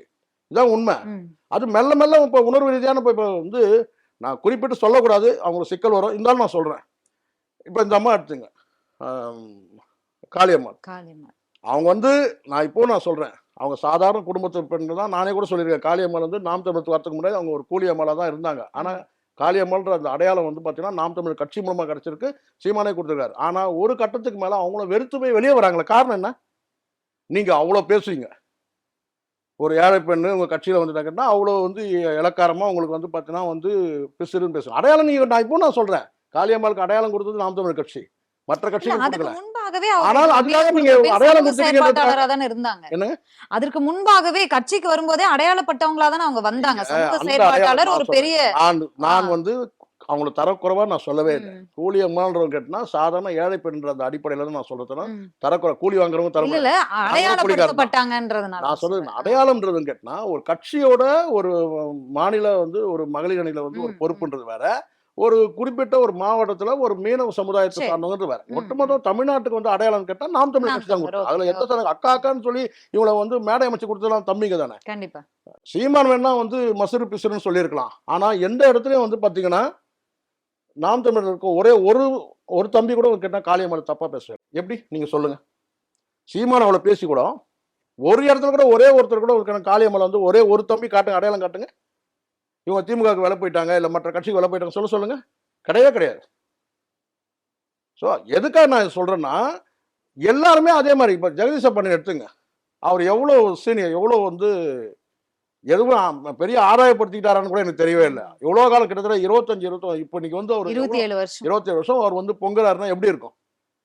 இவ்வளோதான். வேற எந்த கட்சிக்காக அவர் போற எண்ணம் இருந்துன்னு கேட்டால் அவர் இந்நேரம் போயிட்டு இருப்பாரு. திமுக போய் பயணிச்சிருக்கலாம், இல்லை வேற எந்த கட்சியிலும் போயிருந்துருக்கலாமே. சொல்றேன், ஏதோ ஒரு பொறுப்புல இருந்துக்கலாம். மாநில ஒருங்கிணைப்பாளரா இருந்திருக்காரு, இணையான பதவி. அப்ப நீங்க போறவங்க எல்லாரையும் நீங்க போய்க்கன்னு கேட்டா நானும் கயல்விழி, அதுக்கப்புறம் வீட்டுல இருக்கிற 2 பசங்க இருக்கிறானுங்க, அதுக்கப்புறம் அந்த சம்மனுக்கு பையன் இருக்கிறான், அப்புறம் அந்த செக்யூரிட்டி இருக்கு, அவங்கள வச்சு நான் கட்சி நடத்துவேன்னு சொல்ல முடியுமா? சொல்லுங்க, நீங்க சொல்லுங்க. இல்ல இப்ப இங்க இருந்து வர்ற நாம் தமிழருக்கு ஒரு பெரிய இளைஞர் கூட்டம் இருந்துச்சு. அந்த கூட்டம்லாம் வந்து ஒவ்வொரு மாவட்ட செயலாளர் பின்னாடியும் ஒவ்வொரு விலகுதெல்லாம் இன்னைக்கு கூட பாஸ்கர்னு ஒருத்தர் விலகி இருக்காரு. எல்லாரும் விலகுறாங்க. ஒவ்வொருத்தரும் விலகும் போது ஒரு பெருங்கூட்டம் வருது. இதனால் வரைக்கும் அவங்க வந்து விலகுவாங்க, அப்படியே அமைதியா இருந்துட்டு இருந்தாங்க. ஆனா இன்னைக்கு வந்து இன்னொரு தமிழ் தேசியம் பேசக்கூடிய வாழ்வுரிமை கட்சி அப்படின்னு ஒரு கட்சி இருக்கு. அவர் திராவிட கட்சியோட கூட்டணியில இருந்தாலும் அவரை நம்பி அவர் பின்னாடி போறாங்களே, அந்த கூட்டம் அவரிடத்துல போய் சேருது. கட்சி வந்து அங்க வந்து நல்லா புரியுங்க, கட்சியை அடுத்த கட்டத்துக்கு வளர்ச்சி கொண்டு போகணுன்ற எண்ணம் வந்து வேல்முருகனுக்கு இருக்கு. ஆனா கட்சியில வந்து இணையத்துக்கு ஆள் இல்லை. ஏன்னா அடிப்படையில வந்து கேட்டா பாட்டாளி மக்கள் கட்சி அவர் விலகி வந்ததுனால அந்த வன்னியர்ன்ற அந்த சாயம் இருக்கு.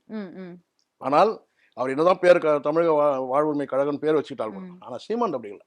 முழுக்க முழுக்க தமிழ் தேசியம், சீமான் பேசிய பேச்சுக்கள் அதெல்லாம் நம்பி ஈர்க்கப்பட்டு போனவங்க. அடுத்த கட்டம் கட்சியை வளர்ச்சி கொண்டு போகாம, நிர்வாகிகள் கூட கட்டமைப்பு கூட உருவாக்காம, பூத் கமிட்டி கூட அமைக்காம நீங்க குறுகிய வட்டத்துல வச்சிருக்க வேண்டிய காரணமே என்னன்னு கேட்டீங்கன்னா, நீங்க வசூல் பண்ணி கட்சி மேடை பேச்சுகளா தான் இருந்தது, செயல்பாடுகள் எதுவுமே இல்லை. மேடை பேச்சை விட நீங்க வந்து பாத்தீங்கன்னா அங்க வந்து மீடியா பேச்சு தான் அதிகம். நீங்க மேடை பேச்சு அங்க மீடியா பேச்சு தான் அதிகம். ஒரு 10 பேரை வச்சுட்டு நான் இன்னைக்கு இல்ல, 1 வருஷம் 1.5 வருஷம் முன்னாடி சொன்னேன், சும்மா கேட்கான்னு சிரிக்க வைக்கிறது. அங்க வந்து பாத்தீங்கன்னா முகஸ்துதிக்காக அவங்க காமெடி பண்ணிட்டாரு, உடனே கேட்க சிரிக்கிறானுங்க எல்லாரும். நான் பாக்குறேன் அங்க இருக்க பொம்பளை கூட சொல்றேன், என்ன சிரிப்பு இருக்கு? கேவலமான பேச்சு பேசும்போது கேட்டா வீரப்பன் பொண்ணு வந்து உட்காந்து பார்த்து சிரிச்சிட்டு இருக்குது. உண்மையா சொல்றேன், வீரப்பன்லாம் வந்து இருந்தாருன்னா அந்த காட்சியெல்லாம் பார்த்தா என்ன மனசு வெடிச்சிருக்கும். உண்மையிலே துப்பாக்கி வெடிச்சிருக்காது, அவர் நெஞ்சுதான் வெடிச்சிருக்கும். உண்மையா சொல்றேன், வீரப்பன் எப்படிப்பட்ட ஒரு ஆளுமை, நம்ம எப்படி நம்ம பார்க்கணும், வீரப்பனை பார்க்கிற பார்வை என்ன, எப்படி வீரத்தின் அடையாளமா நம்ம பார்க்கிறோம் இல்லையா? அப்படி இருக்கும்போது கிட்ட இங்க வந்து நீங்க வந்து வாழ்ந்த வாழ்க்கை ராபின்ஹுட் வாழ்க்கையா கூட இருந்துகிட்டோம். இல்ல நீங்க வந்து அரசு தரப்புல இருந்து கேட்டா அவர் வந்து நீங்க வந்து ஒரு குற்றவாளி பார்வையா கூட இருக்கட்டும். ஆனா மக்கள் பார்த்த பார்வை என்ன? வீரப்பனை அந்த வீரப்பனுடைய அந்த நற்பெயருக்கே வந்து களங்கம் ஏற்படுற மாதிரி தான் இவங்களுடைய செயல்பாடே இருந்தது. அவங்க பொண்ணு அதுவும் அந்த சீமான அந்த காவல் நிலையத்துக்கு ஓவர் ஆக்டிங். அதெல்லாம் உண்மையிலே அங்க பின்னி அதை சொல்லாம பாருங்களா. நான் வந்து பிரகாஷ் ராஜ் சொல்லுவேன், இந்த அன்னியன் படத்துல பிரகாஷ் ராஜ் சொல்லுவாரு என்னன்னா, நான் கமலை சிவாஜியை பார்த்துருக்கிறேன், எம்ஜிஆரை பார்த்துருக்கிறேன், கமலை பார்த்துருக்கிறேன், ரஜினியை பார்த்துருக்கிறேன், உன்ன மாதிரி ஒரு ஆளை பார்க்கவே இல்லை. அந்த மாதிரி இருக்குன்னா நாங்கள் பத்மினியை பார்த்துருக்கேன், பானுமதியை பார்த்துருக்கேன், சரோஜாவை பார்த்துருக்கேன், சாவித்திரியை பார்த்துருக்கிறேன். ம். ஆனா உங்கள மாதிரி ஒருத்தர் நடிகை நான் பார்க்கவே இல்லைன்ற மாதிரி சீமானே சொல்லுவார் போல இருக்கு. அப்படிதான் இருந்து வீரப்பன் மகளுடைய அந்த ம். ஆக்டிங். ஸோ இதெல்லாம் வந்து இல்ல என்னைக்கு எங்க அப்பா வந்தாங்க இருந்திருந்தா நடக்கிறதே வேறன்னு என்னைக்கு வந்தாங்க அ- அப்புறம் நீங்க வேற. இதுக்கெல்லாம் நான் என்ன பதில் சொல்லுவேன்? என்னைக்கு நீங்க கட்சிக்கு வந்தீங்க? என்னைக்கு வந்தீங்க கட்சிக்கு? 2024 நீங்க கட்சிக்கு வந்தீங்க. அதுக்கு முன்னாடி எங்க அதுவும் அந்த இருந்தீங்க? மேடையில தான் தெரியும். பிஜேபியில வந்து இருந்துட்டு இவ்வளவு நாள் இருந்துட்டு ஏதோ ஒரு காரியத்துக்காக வந்தீங்க. அதுக்கப்புறம் அங்க வந்து நீங்க கொடுக்குற ஆக்டிங் வந்து பார்த்தீங்கன்னா வேற லெவலில் இருக்க ஆக்டிங். அரசியல் ரீதியா பேசும்போது, இந்த நாம் தமிழர் படை இப்படியே இந்த ஒரு கதி ஏன்னா போகிற இடத்துக்கெல்லாம் கூட்டத்த பார்க்க முடியுது. நாம் தமிழர்லேருந்து விலகிய வெற்றி குமரன் அப்படிங்கிறவரு, அவரு ஒரு ஒருங்கிணைப்பு தமிழர் ஒருங்கிணைப்பு இயக்கம்னு ஆமா நினைக்கிறேன். ஆமா. ஒரு ஒருங்கிணைப்பு இயக்கம் ஆரம்பிச்சாரு. மதுரையில ஒரு நிகழ்ச்சியா எடுத்தாங்க. அங்க ஒரு கூட்டத்த பார்த்தோம். ஓகே. அப்ப இனிமே நாம் தமிழர்லேருந்து விலகுறவங்களுக்கு ஒரு போக்கிடை இருக்குன்னு பார்த்தோம். இப்ப அவரு மொத்தமா இப்ப வாழ்வுரிமை கட்சியில போய் அவரும் போய் இணைஞ்சுட்டாரு அப்படிங்கும்போது, இனி இங்க இருக்கிற பலம் அங்க போயிடுச்சு அப்படின்னா, தமிழ் தேசியம் அங்க இல்ல போகுதா? நான் வந்து அப்படி கூட பார்க்கல. ம். குறிப்பிட்ட அவரு அவர் நீங்க சொல்லக்கூடியவர் மட்டுமே கிடையாது. ம். இன்னும் பலரும் கூட பல கட்சிகளுக்கு போயிட்டாங்க. ம். திமுகவுக்கும் போய் சேர்ந்திருக்கிறாங்க. ம். பெரிய படை தளபதிகள்ன்று பெரிய சொல்ற மாரி யாரும் படைத்தளபதி போகலையே. இங்கதான் அதான் சொன்னேன்னா, இங்க ம். இருந்து விலகி வந்தவங்க எல்லாருமே ம். சிலர் இப்போ ஜெகதீச பாண்டியன்லாம் தளபதி தானே. ம். ம். சொல்லுங்க தலைவர்னு கூட சொல்ல முடியும் தான். ம். ஆனா அவர்லாம் வெளியில இருக்கிறாரு. ம். எங்கேயும் போய் இணையல. இவங்கெல்லாம் என்னன்னு கேட்டீங்கன்னா வந்து அன்றாட செயல்பாடுகள்னு ஒண்ணு இருக்குல்ல. ம். அரசியல் செயல்பாடுகள் இருக்கு. ம். பெரிய பெரிய ஃபியூச்சர்லாம் இவங்க எதிர்பார்த்தலாம் கூட நாம் தமிழ்ல அவங்க இல்ல. ம். ம். ஆனால் முழுக்க முழுக்க கொள்கை அடிப்படையில இருந்தாங்க. நீங்க சொல்ற வெற்றி குமரன்லாம் கொள்கை அடிப்படையில இருந்தாங்க. இப்போ கொள்கை அடிப்படையில வந்து பார்த்தீங்கன்னா, இவங்க வந்து திராவிட இயக்கங்கள போய் சேர முடியாது. ம். அப்ப இங்க தமிழக வாழ்வுரிமை எந்த களம் சரியா இருக்குன்னு பார்க்குறாங்க. அந்த ம். களத்துல போறாங்க. ம். இங்க கதவே தொறக்கிறதுக்கு கஷ்டப்படுறாங்க. யாரு? தாவேக்கால. அவங்க என்ன கட்சி நடத்துறாங்கன்னு ஒண்ணுமே புரியவே இல்ல. அவங்க தலைவருக்கே புரியுமான்னு தெரியல. விஜய்க்கே புரியுமான்னு தெரியல. கதவே தொறக்க மாட்டோம் நாங்க. 26 வரைக்கும் கதவு மூடி வைப்போம். 26ல அதுக்கு அப்புறம் தான் நாங்க கதவு தொறப்போன்ற மாரி இருக்கிறாங்க. அப்போ அவங்க பார்க்குறாங்கன்னு கேட்டா, அது இன்னொரு நாம் தமிழர் தான் கிட்டத்தட்ட அது அவ்வளோதான். ஸோ அப்படி இருக்கும்போது கேட்டா, அப்ப இருக்கிற கட்சியில போயிட்டு அவங்க வந்து யார் எங்கெல்லாம் போய் இணையணும்னு நினைக்கிறாங்களோ, அங்கெல்லாம் போய் இணைகிறாங்க. ம். அவங்களுக்கு களம் எது சரியா இருக்குன்றத பார்த்து அந்த கட்சியில போய் இணைகிறாங்க. அப்படிதான் நான் அத பார்க்குறேன். ம். இணைய முடியாதவங்க அப்படி அப்படியே வெளியில இருக்கிறாங்க. கட்சியை பொறுத்தவரைக்கும் இனி வளர்ச்சிக்கான வாய்ப்பே கிடையாது. கட்சி கரைஞ்சுகிட்டு இருக்கு. ம். அது கரைஞ்சு காணாம போயிடுச்சு. இந்த வர தேர்தல் 26 தேர்தல்ல அவர் சொன்ன மாரி தனித்து நின்னு போட்டிட்டாருன்னா, ஒரு 1.5% 2% வரலாம் தவிர, அங்க வந்து பூத்ல வேலை ஆனா இந்த செய்யறதுக்குலாம் ஆள் இருக்க மாட்டாங்க. 26 தேர்தல்ல பாஜக, பாமக, அதிமுக, நாம் தமிழர் இப்படி கூட்டணி அமையும். 4 முனை கூட்டணி தான் இருக்கும். ம், தாவேகா தனித்து போட்டியிடும். அது போக திமுக அது மாரி எல்லாம் சொல்றாங்க. ம். என்ன நான் தான் வாய்ப்பெல்லாம் சொல்றேன்ல இருக்கு? உங்களுக்கு. ரொம்ப கிளீனா சொல்றேன். ரொம்ப இதுக்கு வந்து பெரிய ஸ்ட்ராட்டஜிலாம் தேவையே இல்ல. திமுக கூட்டணி வலுவா இருக்கு. ம். எப்பவும் இருக்கிற கூட்டணி வலுவா இருக்கு. அங்கிருந்து ஒரே ஒரு கட்சி கூட இவங்க நகர்த்த முடியாது. ஏன்னு தெரிஞ்சுச்சுன்னு கேட்டீங்கன்னா, ம். இப்போதைக்கு அதிமுக ஒரே டார்கெட்னா, கட்சிக்குள்ள இருக்கிறவங்கள வெளிய போகாம பார்த்துக்கிறது அவங்க பெரிய பாடு. அதுக்கப்புறம் அங்க கூட்டணி அந்த திமுகவை வந்து இவங்கள ஒண்ணும் டேமேஜ்லாம் பண்ண முடியாது. திமுக கூட்டணியே டேமேஜ் பண்ண முடியாது. அப்புறம் எங்க இவங்க திமுகவை டேமேஜ் பண்றது? அது கற்பனையில கூட நடக்க முடியாது. ஜெயலலிதா இருந்தாங்கன்னா, ஏதாவது இந்த மாதிரி வேலைகள் நடக்கும். ஆனா அங்க எதுவும் அப்போ அது வந்து ரொம்ப ஸ்ட்ராங்கா இருக்கு ஒரு பக்கம் திமுக அலைன்ஸ். ம். இந்த சைடுல நீங்க வந்து பாத்தீங்கன்னா, ஆளுக்கு வந்து கேட்டீங்கன்னா 4 காளை மாடுகள் மாரி பாத்தீங்கன்னா, ஆளுக்கு பில்லு மேயிற இடத்துல இருக்கிறாங்க. சரிங்களா?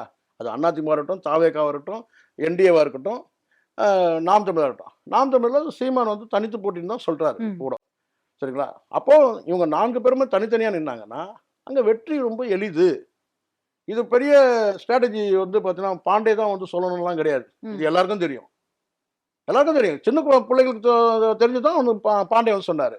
அந்த 4 காளமாடு கதை இருக்குல்ல, 4 காளமாடு தனித்தனியா மேய்ஞ்சதுன்னு கேட்டா, புலி வந்து அடிச்சிரும். புலி யாரு? திமுக. அதுதான் அங்க. ம். அவரோட ஆசைகளையும் அந்த மேடையில சொல்லிட்டு சொல்லிட்டாரு. போயிருக்காரு. வேற என்ன செய்ய முடியும் பாவம். அவருக்கு நல்லா புரிஞ்சுங்க. பிரச்சனை அவருக்கு. அவருக்கு வந்து பாத்தீங்கன்னா வந்து தனியா ஒரு சேனல் வச்சிருக்கிறாரு. ஆமா. அவர் பெரும்பாலும் அந்த பிசினஸ பத்தி தான் அந்த மேடையில பேசினாரு. யூடியூப்ல வந்து காந்தராஜ் தான் இப்ப நமக்கு புரிஞ்சிச்சு நல்லா. காந்தராஜ் தான் வந்து வந்து இவருக்கு பாண்டேக்கு வந்து டஃப் குடுக்குறாரு. எதுல? யூடியூப் பிசினஸ்ல. சொன்னது பாத்தீங்கல்ல. அவர் எது பேசினாலும் 1,00,000 வியூஸ் வருதுங்க. அப்ப எவ்வளவு கூர்ந்து கவனிச்சிருக்காரு பாருங்க. இது வரைக்கும் நானே பார்த்தது இல்ல. காந்தராஜுக்கு எவ்வளவு வியூஸ் வருது. நீங்க பார்த்திருக்கீங்க? நானே பார்த்தது. ஒரு நீங்க ஆங்கர் நீங்க பார்த்து நான் பார்த்ததே கிடையாது. நான் எனக்கே பார்த்தது கிடையாது. உண்மை இது. எவ்வளோ வியூஸ் ஒரு வாரத்துல எவ்வளோ வந்திருக்கு, 10 நாள்ல வந்திருக்கு, 2 நாள்ல எவ்வளோ வந்திருக்கு நான் பார்த்ததே கிடையாது. யாரும் பார்த்திருக்க மாட்டேன். ஆனா கவலை என்னன்னு கேட்டீங்கன்னா, பாண்டேக்குன்னு கேட்டா காந்தராஜுக்கு 1,00,000 அவர் எது பேசினாலும் 1,00,000 வியூஸ் வருதுங்க. ஸோ அவருடைய கவலை அவருக்கு. ஏன்னா அவருக்கு வந்து பார்த்தீங்கன்னா வியூஸ் குறையும் போது ம். என்னதான் மில்லியன் கணக்கில் நம்ம வந்து சப்ஸ்கிரைபர் வச்சிருந்தாலும் அங்கே பார்க்குறவங்கலாம் வந்து பார்த்தீங்கன்னா இருக்க ஒரு அப்போ என்ன செய்யறது? ம். இந்த பக்கம் வலதுசாரி நம்மளை நம்ப மாட்டேங்கிறான். எது? அப்போ என்னன்னு கேட்டால் இந்த பக்கம் இந்த மேடையில் வந்து ம். இந்த மேடையில் வந்து கொஞ்சம் ஆதரவாக பேசுவோம், திமுகவுக்கு ஆதரவாக பேசணும்னா அந்த மக்களும் வந்து வியூஸ் ம். வியூஸ் வந்து அவங்களும் பார்வையாளராக வருவாங்க அப்படின்றதுக்காக அந்த மேடையில் போய் அப்படி அப்புறம் இன்னொரு மேடையில போனாருன்னா விசிகா மேடையில போய் ஏதாவது ஒரு இந்த அம்பேத்கர் சுடர் விருது ஏதாவது கொடுத்தாங்கன்னா அண்ணனை போன்ற ஒரு தலைவரே கிடையவே கிடையாது உலகத்திலேன்னு சொல்லிட்டு சரி, நம்ம ஜா- திருமாவளவனுக்கு ஒரு பாராட்டு. இல்ல ஜானகி இந்த அப்ப- பக்கம் முதலமைச்சருக்கு ஒரு பாராட்டு. Okay. அந்த பக்கம் போன வைகோவுக்கு வந்து பாத்தீங்கன்னா வைகோ மாதிரியான ஒரு தலைவரே கிடையாது, வைகோவுக்கு ஒரு பாராட்டு. இந்த பக்கம் அன்புமணி மாதிரி ஒரு அன்புமணி மாதிரி ஒரு தலைவர் நீங்க பார்க்க முடியுமாங்க? பெரிய அவரை எழுது துரதிருஷ்டங்க அப்படின்னு சொல்ல வேண்டியது. இப்படி எல்லாத்தையும் சொல்ல வேண்டியது. ஆனா மக்களுக்கு மட்டும் அந்த ஞாபகம் இருக்குன்னு கேட்டா முதலமைச்சரை இவ்வளவு புகழ்ந்த ஒரு நாள் என்ன சொன்னாரு? இதே பாண்டேனா அதை நான் சொல்ல விரும்பல. ஒரு இசைக்கருவி வந்து வாசிக்கிறவங்க வந்து பாத்தீங்கன்னா வந்து ஆட்சி அதிகாரத்திலேயே உட்காந்துட்டாங்க. அதுக்கு பின்னாடி எவ்வளவு வலி இருக்கு தெரியுமா? பாண்டேக்கு தெரியுமா? அன்னைக்கு எப்படி தெரியுமா? சுரீர்னு அடிச்சா போல இருந்த முதுகுல. அந்த வார்த்தை கோயில்ல நாயனம் வாசிக்கிறவங்க முதலமைச்சர் பதவியை எட்டிட்டாங்கன்னு பேசினால்தான் தான் இந்த பாண்டே. இந்த இடத்துல நீங்க முடிஞ்சா அனுமதி தான் அவன்னு போட்டுங்க பாண்டேவை. அன்னைக்கு எங்களுக்கு முதுகுல அடிச்ச மாதிரி இருந்துச்சு சாதியை வச்சு பேசும்போது. நாம அந்த சாதியா இருக்கணும்னு அவசியமே கிடையாது. ஆனா அன்னைக்கு முதலமைச்சர் குடும்பம் எவ்வளவு மனவேதனை இருந்திருக்கும். கொஞ்சமாச்சும் இருந்திருக்கும். அவங்க எல்லாத்தையும் கடந்து வந்தவங்க தான், எல்லாத்தையும் அனுபவிச்சவங்க தான். ஆனா அந்த வார்த்தை எவ்வளவு திமிரான வார்த்தை. அந்த அந்த வார்த்தை எப்படி வருது வாயில இருந்து? கோயில்ல நாயனை வாசிட்டு இருந்தவங்க முதலமைச்சர் பதவியை எட்டிட்டாங்க. ஆனா அதே வார்த்தை இந்த மேடையில வந்து என்ன சொல்லுது?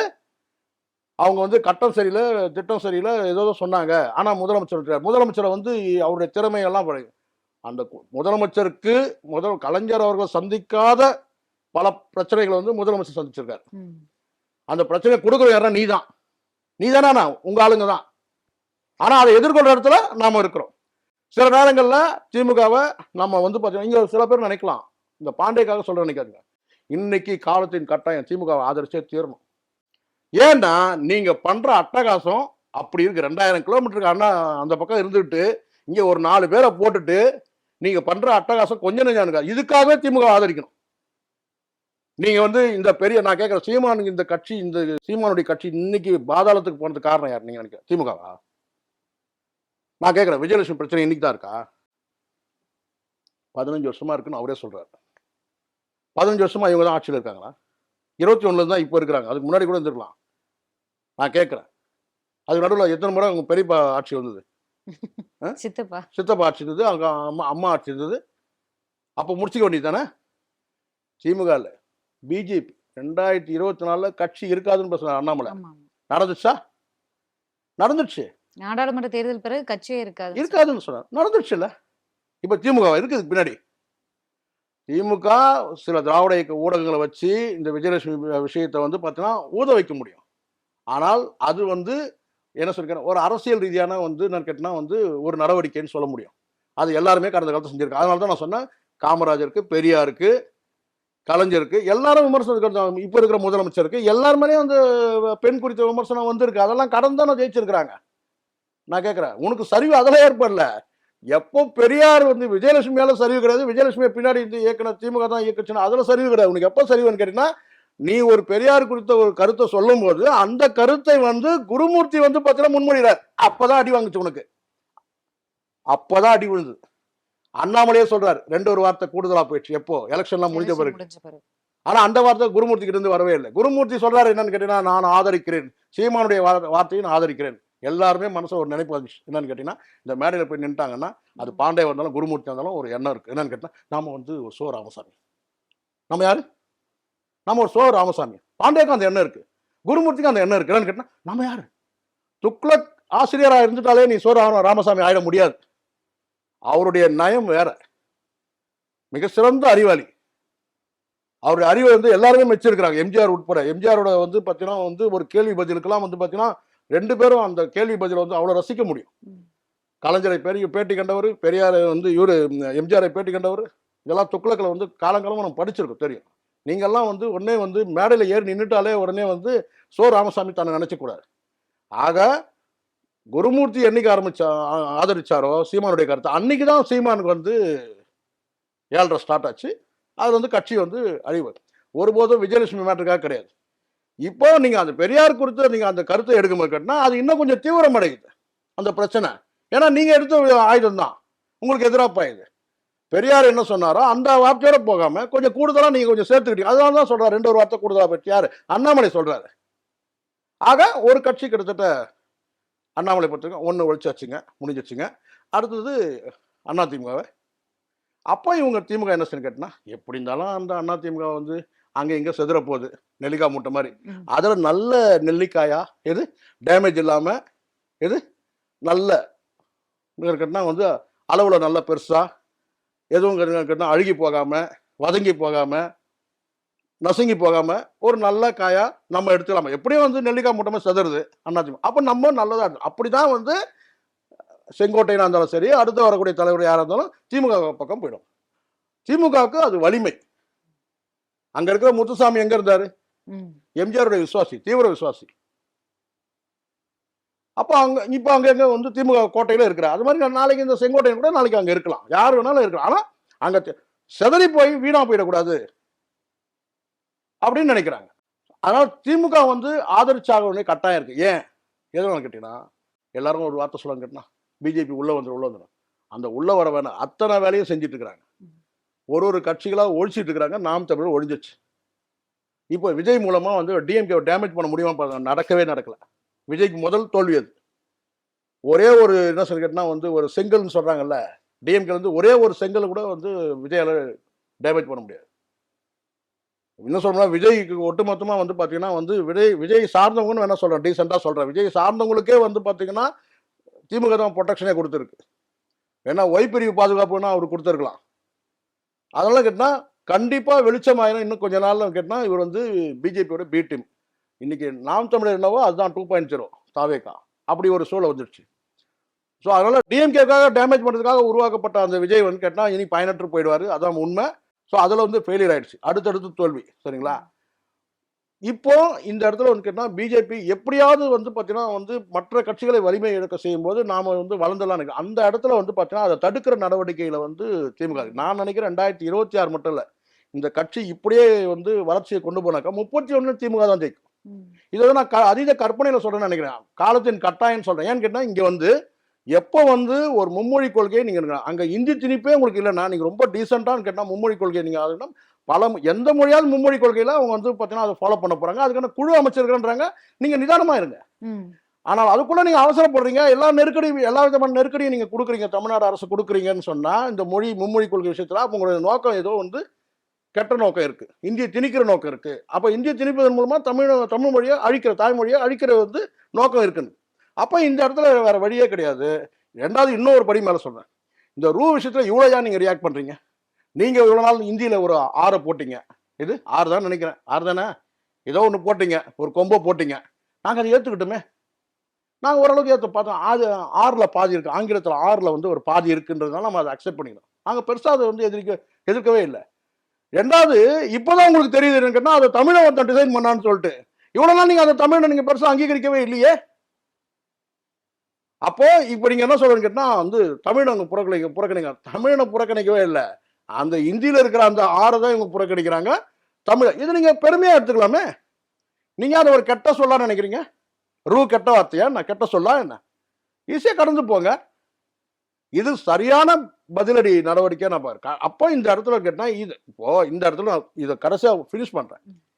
தமிழ் வாழ்க, தமிழ் வாழ்க, தமிழ் வளர்க அப்படின்ற ஒரு போர்டு வந்து கேட்டா இங்க இருந்து உங்களுக்கு தெரியும், ரிப்பன் பில்டிங்ல இருந்து அந்த அவங்க போர்டு அவங்க எடுத்தாங்க. யார் எடுத்து? அதிமுக ஆட்சியில் எடுத்தாங்க. எதுக்காக எடுத்தாங்க? ரிப்பன் பில்டிங்ல இருந்தது, அதை எடுத்தாங்க. திமுக ஆட்சியில் வந்த உடனே அது மீண்டும் அங்கே வச்சாங்க. அப்போ அதிமுக அந்த போர்டை எடுக்குது, திமுக அந்த போர்டை வைக்குது இல்லையா? இப்போ நான் கேட்குறேன் உங்கள்கிட்ட, இதே திமுக இருக்கிற இந்த ஆட்சி இருக்கிற அந்த இடத்துல அதிமுக இருந்தாக்கா இந்த ரூவை கொண்டு வந்திருப்பாங்களா? கொண்டு வந்துட மாட்டாங்க. இப்போவே வந்து பார்த்தீங்கன்னா இந்த மும்மொழி கொள்கைக்கு நான் மீண்டும் கூட நான் சொல்கிறேன், எனக்கு தனிப்பட்ட எண்ணம் இருக்கலாம். மும்மொழி கொள்கையில் நான் கேட்டேன் என் பிள்ளைகளை படிக்க வச்சேன், இன்னொரு பிள்ளைகளுக்கு நான் படிக்கூட நான் சொல்ல முடியாதுன்னு சொல்லி எனக்கு எண்ணம் இருக்கலாம், தனிப்பட்ட எண்ணம். ஆனால் பொதுவான மக்கள் எண்ணம்னு ஒன்று இருக்குது. ஆனால் அதை கூட தெரிஞ்சிக்காம இங்கே யாரெல்லாம் ஆதரிக்கிறாங்கன்னு பாருங்க. நான் இப்போ கூட சொல்கிறேன், மக்கள் வந்து முடிவு பண்ணட்டும்ல, மக்கள் வந்து வாக்கெடுப்பு பண்ணட்டும், வந்து அதுக்கான குழு அமைக்கட்டும், அது செய்யட்டும், அதுதான் நீங்கள் சொல்லணும்.